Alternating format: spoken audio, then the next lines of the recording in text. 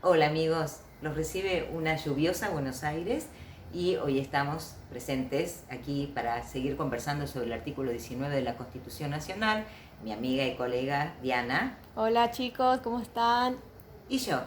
Vamos rápido al análisis de este artículo, no porque esto dé fin al análisis de un principio tan rico, sino porque tenemos que terminarlo en algún lado, destacar lo principal y poder pasar en el próximo video a un ejemplo de aplicación de este principio, cuál es el fallo Basterrica de 1986. Entonces, ¿se acuerdan que el artículo 19 tenía, podríamos decir, dos partes? A ver, Diana, léete la primera. Las acciones privadas de los hombres que de ningún modo ofendan al orden y a la moral pública ni perjudiquen a un tercero están solo reservadas a Dios y exentas de la autoridad de los magistrados. Bueno, esta es la primera parte del artículo 19.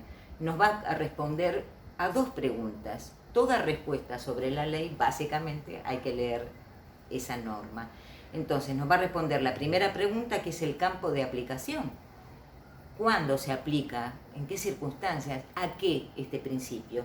Y la segunda, que es, ya que nos habla de acciones privadas, definir cuándo una acción o qué requisitos tiene que reunir una acción, tanto para ser considerada privada como para autorizar de algún modo el levantamiento de ese principio de reserva y la injerencia estatal, porque esa acción no fue exactamente privada. Entonces nos va a dar esta primera parte ya todo el fundamento ético.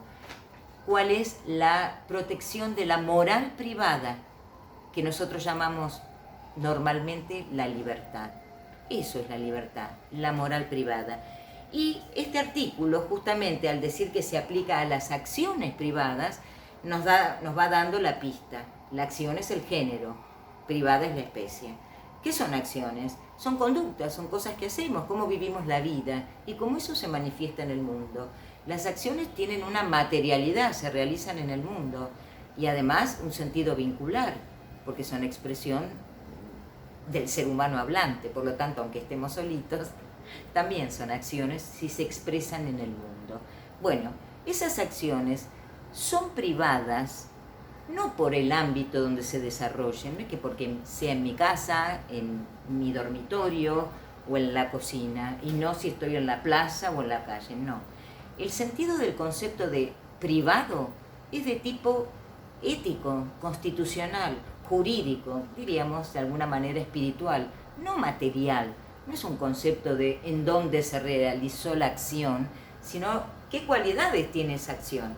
Serán acciones privadas, como bien lo dijo Diana, si reúnen esas dos condiciones, vamos a decirlo un poco groseramente así, que no perjudiquen ni pongan en peligro a terceros, y agregaríamos en ese concepto amplio de terceros a bienes fundamentales de la comunidad. Bueno, por ejemplo, la seguridad en el tránsito, en el transporte de alimentos, etcétera, etcétera, etcétera. El ambiente, por supuesto, la comunidad está muy interesada en esos bienes, por eso podía entrar en el concepto de terceros. Y al mismo tiempo, que no lo perjudiquen ni lo pongan en peligro, ni lo lesionen, y al mismo tiempo que no ofendan a la moral pública y al orden. Por moral pública y orden, en general entendemos los principios constitucionales, no mi moral, tu moral. Eso es justamente la moral privada, que es lo que protege este artículo. A otro le podrá parecer inmoral la forma en que yo vivo la vida, pero mientras no perjudique, ni ofenda, ni lesione a terceros, ni ponga, digamos, no ofenda a la moral pública y al orden, no al orden público, al orden, o sea, al sistema jurídico imperante, al sistema de libertad imperante, no va a haber ningún problema y esa acción debe, no necesariamente pasa eso, debe ser considerada privada y no amerita ninguna forma de injerencia estatal. Ninguna, mucho menos la penal. Entonces, tenemos que entender claramente qué significa que el sistema constitucional, el bloque federal, todo el sistema internacional de los derechos humanos del que somos parte, no protege las creencias, sino la libertad de creencias. Por otra parte, acá está hablando de acciones, no de creencias. ¿Por qué no se protegen las creencias? Bueno, eso sería negar la libertad. Fíjense, si nosotros como Estado, no nosotros, el Estado tutela, consagra una creencia religiosa como fundante a su organización, normalmente eso es religión única y a veces persecución de otras en general. Por otra parte, implica identificar el orden civil con el religioso, y ahí ya estamos en problemas. Ahí tendríamos un Estado con fundamento religioso, pero otros fundamentalismos que no son religiosos han sido la tortura de la humanidad en el siglo XX, en un extremo el nazismo, que consagra un sistema de intolerancia generalizada por la cual son negados todos los derechos. No puedo criticar al Führer, no puedo desarrollar ciertas conductas porque ofenden a no sé quién, se protege la razón de Estado, se persigue a personas por razón de su etnia, etcétera, etcétera. Eso son leyes, pero no son justas.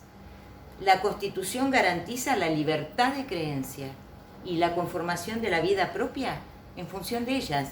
Eso es la moral privada, eso es el sinónimo de la libertad y eso es lo que se tutela.